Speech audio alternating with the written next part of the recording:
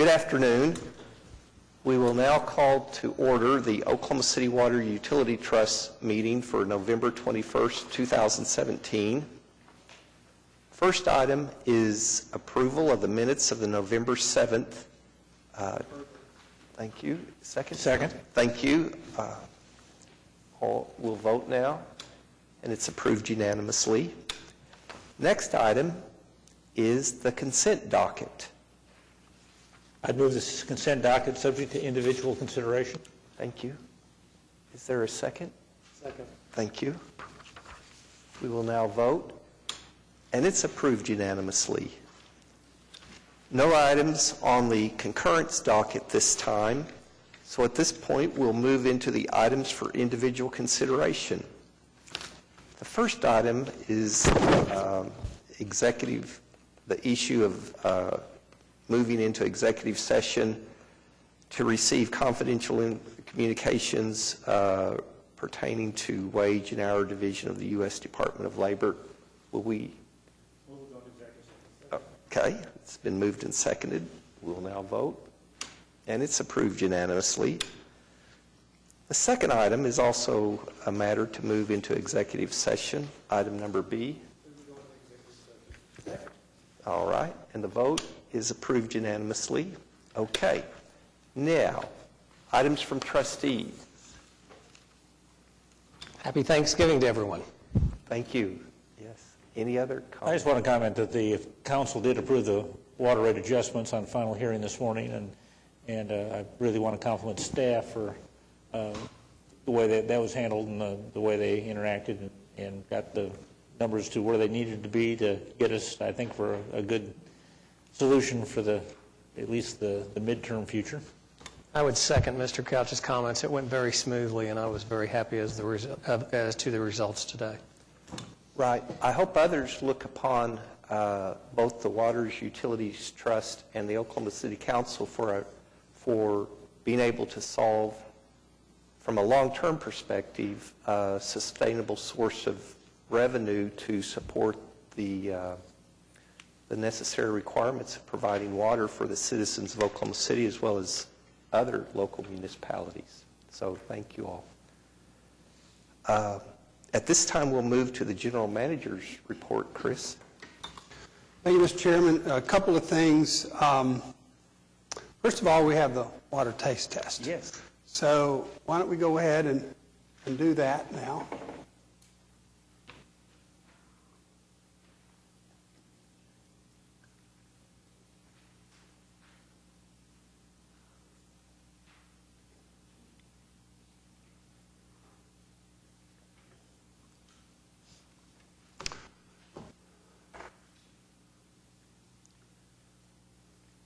So, Mr. Graves, which one's the best? I'm not sure that I could tell you. That's a very diplomatic answer. It's a tie. Yeah, I think at this point they're both pretty good. Okay. Francis? I like A. A? I preferred B, although they were both very good. B? I prefer B. But you should have been served in glass containers. I mean, you pick up, and pick up the taste of the plastic. I mean, it's. Well, which plastic tastes better? If we're going to be purists about this. I liked B, and it's because it had an incredible nose. Yeah. Just the right amount of aftertaste. Yes. Mr. Attorney? B? Mr. Weingart? B. So the Bs have it. 6-1 and 1 abstention. So B is Draper. Oh, there you very go. good. There you go. That's great. Ironically, Hefner won the water taste test. So, Well, we weren't even given our best chance then. Wait till Nationals and we'll present absolutely. the Draper water, and we'll really blow everybody else away. One more item. I wanted to give you all an update on the Devon agreement. So back in May, you all approved the agreement, and City Council approved the agreement with Devon to take treated wastewater for energy exploration. The original agreement included Deer Creek up to 15 million gallons a day, Chisholm Creek up to 10 million gallons a day. Recently, Devon indicated that Chisholm would not be utilized. Their demand reduced a bit, and then they have some pretty serious right-of-way challenges to get the pipeline where it needs to be. So we're working on a modification to use only treated wastewater from Deer Creek. We submitted a permit to DEQ for approval. We received a draft permit on November 7th, and we're now in the 30-day notice period, which ends on December the 14th. So we'll deal with whatever comments we get, and then the permit would be issued accordingly, and that's to divert water from Deer Creek over to Devon for use for energy exploration. So with this new agreement and the other agreements we have in place, right now we're actually selling 13% of our total wastewater, treated wastewater, for other purposes. So that's, I don't know exactly what the national standard is, but that's a fair amount of treated wastewater used for non-potable uses, and we will continue to market that option to minimize the impact on our raw water supply and to minimize the impact on our potable water supply going into the future. And that's all I have, Mr. Chairman. Chris, may I ask you a question? In Oklahoma City, do you know approximately the percentage of citizens that are served by the Draper water system compared to the percentage served by the Hefner water facility? Sam, do you know the answer to that question? Probably 60-40, 60 Draper, 40 Hefner and Overholser. 50-50. 50-50? Okay, thank you. Well, again, both waters were really good. Here in the foreseeable future, we'll actually interconnect the two. Right. Probably about 2 years out, we'll have the pipeline built to interconnect the two treatment plants. So then it'll be even harder to tell, right? It'll be It'll be blended. a more enhanced water supply. That's Well, great. well. Oh, yes. Okay, at this time, any citizens to be heard? Okay, we will now adjourn and move into executive session.